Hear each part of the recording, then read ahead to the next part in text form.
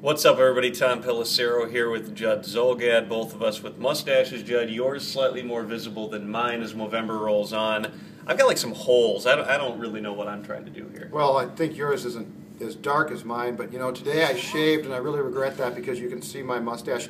1975, I look pretty good right now. 2012, oh boy. On the plus side, you're kind of in the shadows right now, so it's not as visible. Can I get out of that? Here. There, now it's better.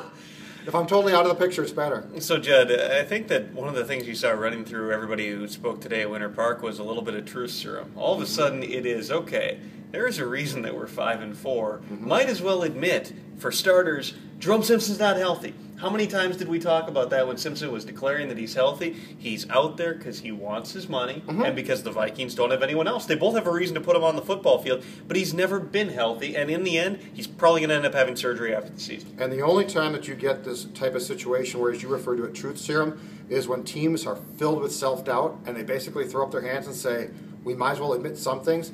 But you know what, Jerome Simpson, it was foolish from the get-go to say that he's been healthy, because if he's healthy, he's not a very good player at all. I'm not convinced that this guy ever was truly a number one type receiver. He's better. He's better than this. We know that. But it was funny when you guys then went back and asked Jerome, hey, Leslie said you're not healthy. Now he's not denying it. So whereas before, stop asking me about it, I'm healthy. I guess once you're not productive, now he has a vested interest in saying that he's not healthy, because otherwise people are just going to think he sucks. 2 weeks ago he got downright defensive about it. Right, he got really defensive. Now he's sort of like, yeah, I'm not really healthy. No, you're not. And as far as I can tell, Tom, this is going to be 1 year and done for Jerome with the Vikings, and it's not going to be pretty. What's interesting, too, is we've seen them attempt to attack outside the hashes the past couple of games. They have thrown the football down the field. They ran a go ball to Percy Harvin in this past game against Seattle that was underthrown. He got a defensive pass interference call, but it might be a touchdown if Ponder gets the ball out there. They tried another fade. Ponder threw it out of bounds. They haven't really attacked the middle of the field. One of my theories on that is the fact that they're facing so much single high safety coverage that one of the places that's going to be covered is the seam. The places you're going to have spots where you're going to be able to put the ball in is probably going to be on the outside, but they also want to get Kyle Rudolph involved. And as they're talking vaguely about changes to route concepts and protection adjustments, I think a big part of this is running more slants, running more quick in-breaking routes, because that's not something we see a ton in the Vikings offense. A lot of the time, you know, and it's one thing if you go up a sack in under 3 seconds, which they did, I think, 3 times in that Seattle game.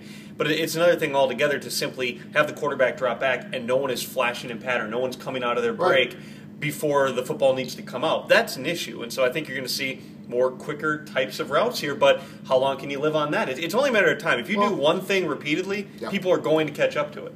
Basically what I see now is that Bill Musgrave, and I don't even know if he's capable of this, is going to have to get more creative on a game-by-game basis and change things up to keep teams off pace. The problem is, I mean, their fundamental problem is they can't go down the field right now. Not that they want to and they can't. They simply can't. Who can go down the field? Jerome Simpson can't do it. Jenkins can't do it. The X factor to me, the guy who it makes no sense why he's completely disappeared, is Rudolph. Because Rudolph is a guy that, what do we hear from day one at training camp? Even Ponder said, no matter what they do to Rudolph, he's big enough that he can go get the ball. And Kyle Rudolph in the last 3 games, I think, has 2 catches, and he's been shut out in 2 of those games. That is inexcusable. That can't happen with the way that this offense is structured right now. And what I don't think they've been doing is I don't think they have really grasped the fact that they do have to get creative. They've got to go back and look at how other teams have used their big tight ends, because you know what? Every defense is going to adjust.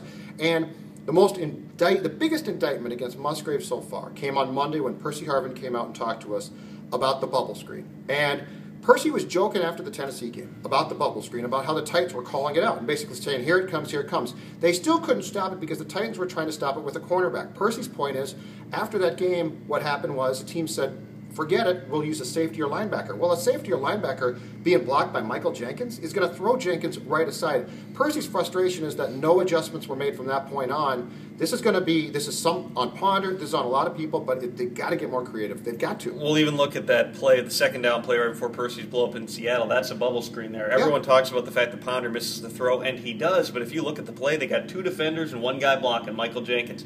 That's not going to work. And so I think there's a lot of different things to go together. The fact that you continue to hear people, Frazier talking about it again today, schematic adjustments. Percy Harvin raised the specter of that after the game, too. I asked him, and he's saying the route concepts need to change. He said, well, hey, I'm not a coach, which is code for I'm not a coach, but the coaches probably should make a difference here. And Tom, this all goes back to Percy's frustration in June at minicamp. This is all the same thing, which is when Percy doesn't see adjustments that should be made, he gets frustrated, and he's right to do so. Percy Harvin didn't go to the sideline on Sunday and yell at Les Frazier to bench Ponder. That didn't happen. He went and yelled about the play calling. There's no question about that. Percy's a smart football player, and he can see what should be done. And week after week now, it's not being done. This reminds me of so much that the Vikings went through in 2006 with Childress. Just it's a stubbornness about how the offense should run, and not being able to adjust and say, at least try something new. It might not work, but give it a try. No, on the flip side of that, I do think that Bill Musgrave is creative, and I have respect for him in terms of the type of offense he wants to run and his knowledge of the game. I do think that he outsmarts himself at times. I think, though, part of it is he's sticking a little bit longer to the ideals of what he would like to do as opposed to what he has the personnel to do. I mean, there's simply, you can't keep double moving Michael Jenkins. It's not going to work.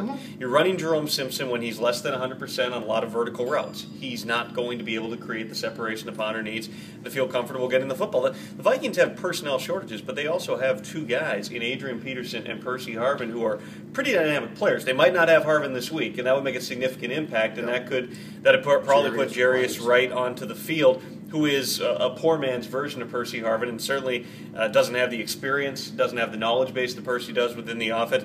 There's a lot of things that go into it, but you got those two guys. A lot of balls too. You can run the football. With Adrian Peterson, you can run the football. A lot of teams, nobody has a running back like Adrian Peterson, and a lot of teams can't run the football like the Vikings have. You've got to be able to figure out ways to get the football down the field. Again, I think a lot of it's going to come back to they're going to try, at least this week, some quicker in-breaking sorts of routes, maybe even running some mirrored routes to give Ponder a few more options on the play, because a lot of times what you're seeing right now is Ponder's going one option, second option, and then get out. He's not having the time to go through all of his reads, and the protection isn't always holding up. And there's other plays where simply there's only one or two guys in pattern. There's a lot of things involved here. It's not as though the Vikings offense has been a complete train wreck since day one. It has, over the past couple of weeks, I think you've seen teams catch up to it and catch up to Christian Ponder. But that's always going to be the chess match. You've got to adjust and you've got to get better. And that's the key thing. That's what we're not seeing. Now, the guy who should be back on Sunday and who I would hope they can at least utilize on the field because teams haven't seen him all season long would be John Carlson, right? Who? John Carlson, he's from, I think, Litchfield. Right, okay. Plays tight end. Right. Yeah, he played for Seattle. I remember and now. they signed him as a Yeah, free agent. right. But at least, you know what, maybe you get two tight ends on the field and show the Lions looks that they haven't seen. But yeah, I think the frustration among Harvin and any other players who aren't happy with Musgrave is the fact that the Vikings offense was doing some things early, and then it stuck to that. Defenses always adjust. But you know what? Bill Musgrave, certainly not the first football coach to be stubborn. He just has to learn how to adjust. Challenge to the Vikings defense, too. They played so well in that first game against Detroit. They basically sat back and covered two all day, rolled to some three-high looks, tried to take away the big play, and knew that they could stop the run with the guys they had up front, with no safety down in the box. Well, guess what? The Vikings' run defense is caved. LaTroy Guion was awful in that game in Seattle.